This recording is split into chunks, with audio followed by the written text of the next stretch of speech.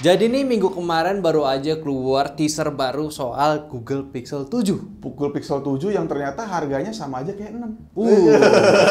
Ini ada beberapa improve yang cukup menarik Ya. ya. Ya tetap aja sih improve-nya tuh gue pengen ada Google di Indonesia. Emang belum ada ya? Gue Gak ada gitu.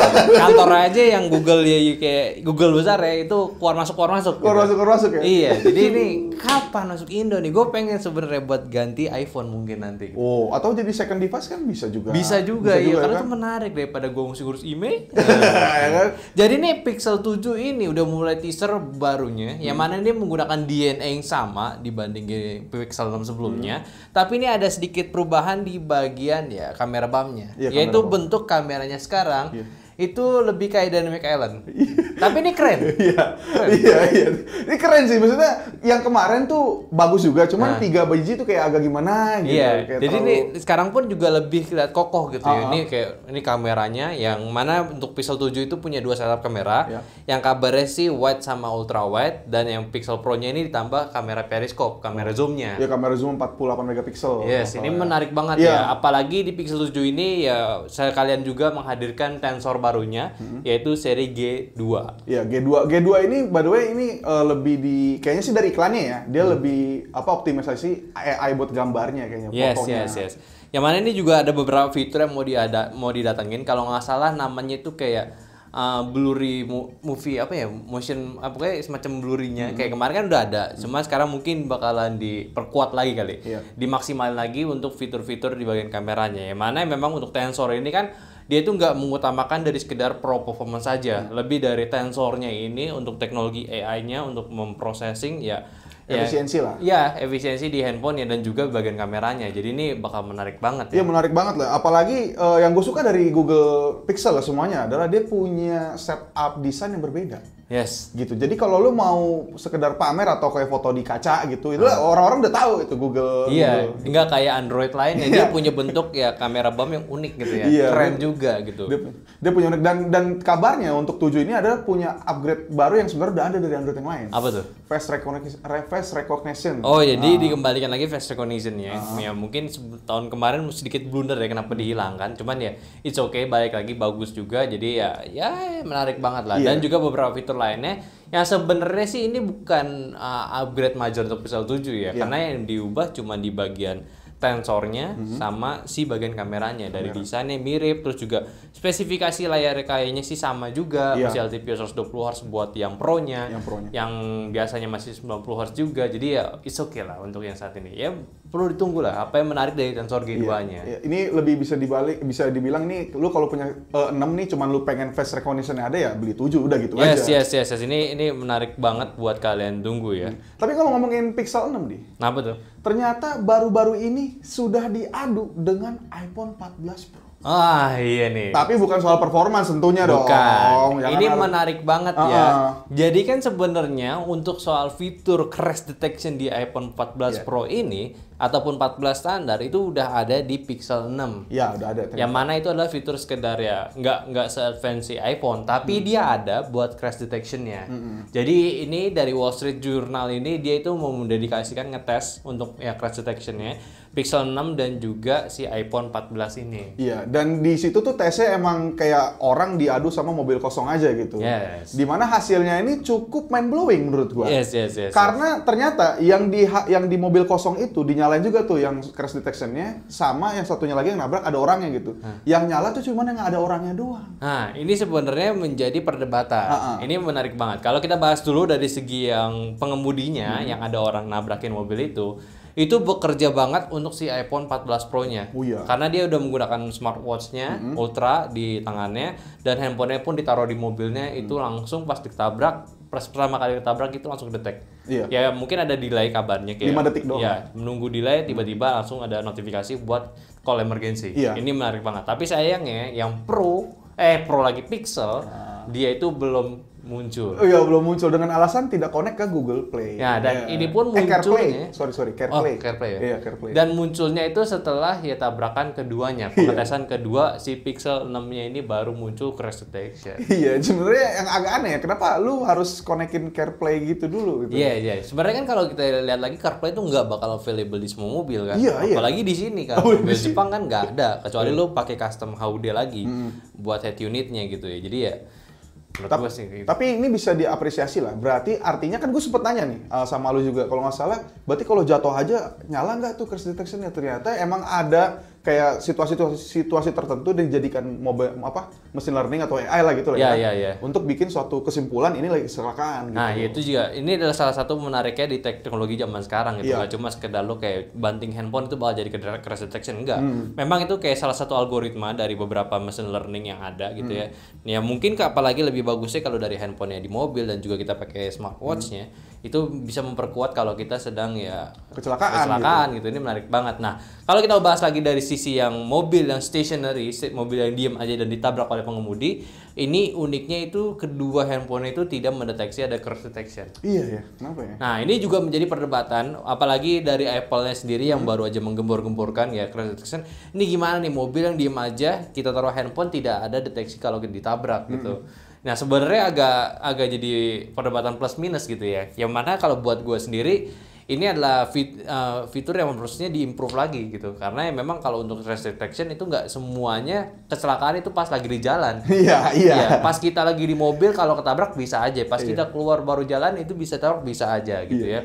Harus ada sebuah situasi yang gambarin tuh dia lagi jalan dan kecelakaan gitu. Nah, sih. itu juga menarik juga. Jadi kayak ini ada salah satu flaws-nya juga untuk si iPhone mungkin buat gue ya. Jadi kayak lu harus bisa mengimprove lagi di bagian crash detection-nya. Karena ini memang ya lumayan nyawa cuy. Gitu. Nyawa cuy, walaupun dia udah kasih note ya ternyata ya di crash detection-nya tuh ya ini nggak available untuk semua kecelakaan gitu. Iya, jadi memang ya sesuai machine learning-nya aja. Iya, Cuman ini gitu. salah satu fitur yang menarik gitu, apalagi yang kita tidak tahu bakal terjadi sama kita apa enggak gitu kan. Ya itu dia. Jadi ini ditambah lagi sama si Wall Street Journal kan langsung mengkonfirmasi ke Apple. Kenapa ini nggak ada notifikasinya? Oh iya. Nah, Apple sendiri itu juga menjelaskan nih sama kayak apa yang lu jawab gitu. Karena si mobilnya ini di dalam keadaan yang tidak berjalan atau enggak tidak di jalan di salah satu poinnya untuk mendeteksi crash detection itu tidak aktif.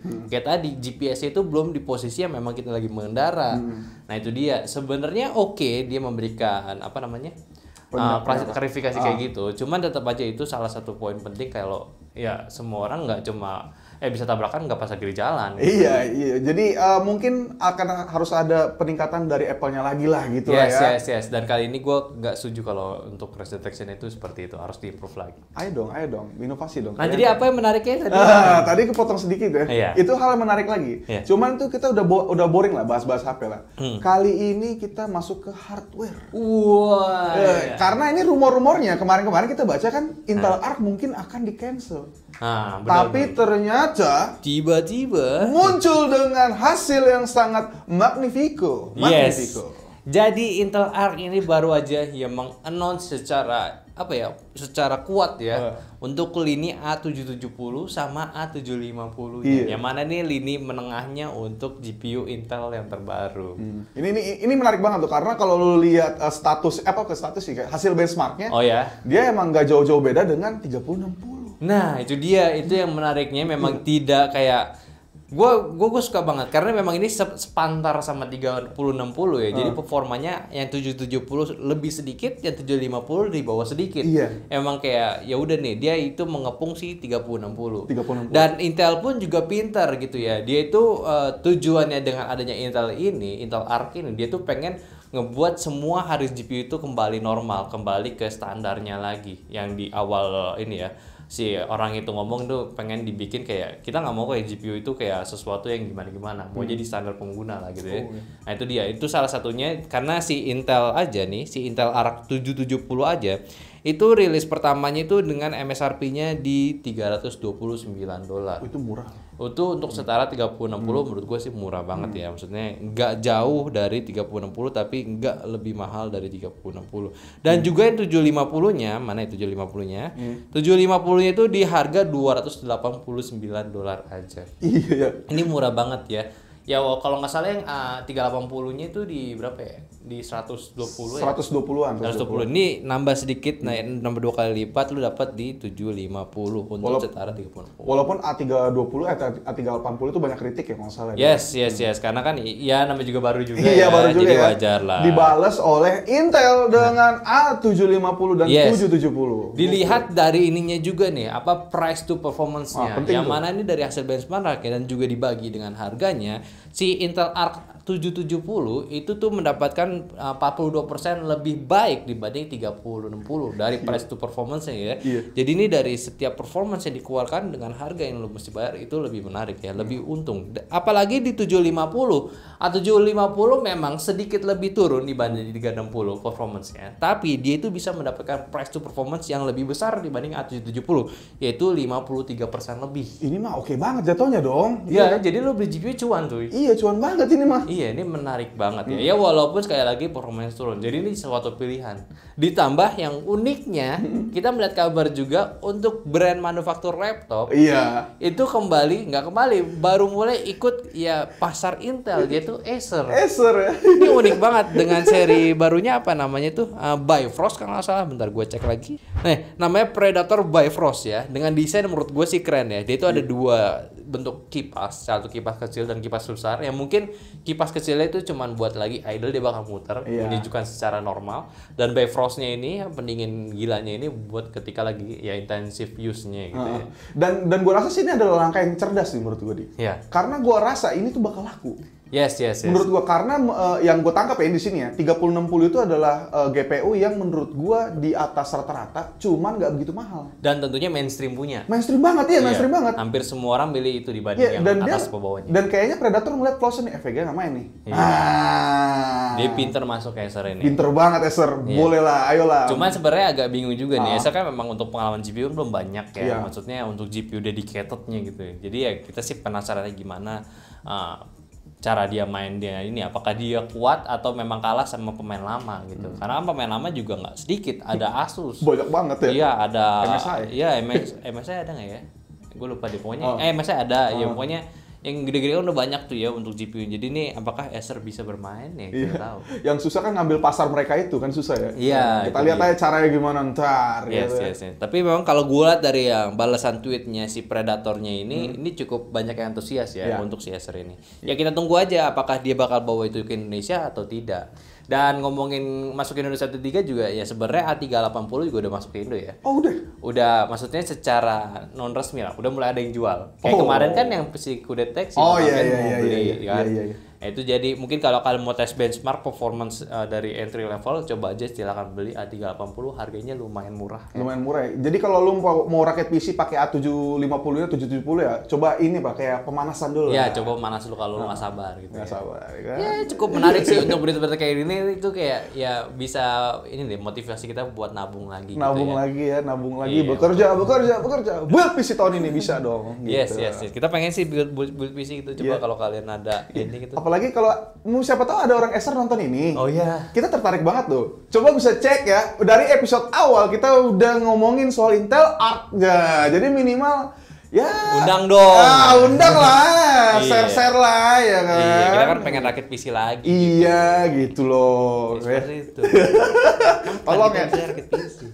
Iya, pengen rakit PC ya. Iya, AMD aja kita nggak diundang loh. Curhat nih kita nih. Iya, AMD tidak diundang, kalau Intel ngundang kita bisa kok kita goreng-goreng. Cek aja short kita.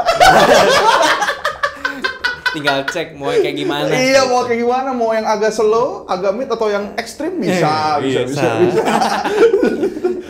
ya udahlah, nggak usah. Ya udahlah.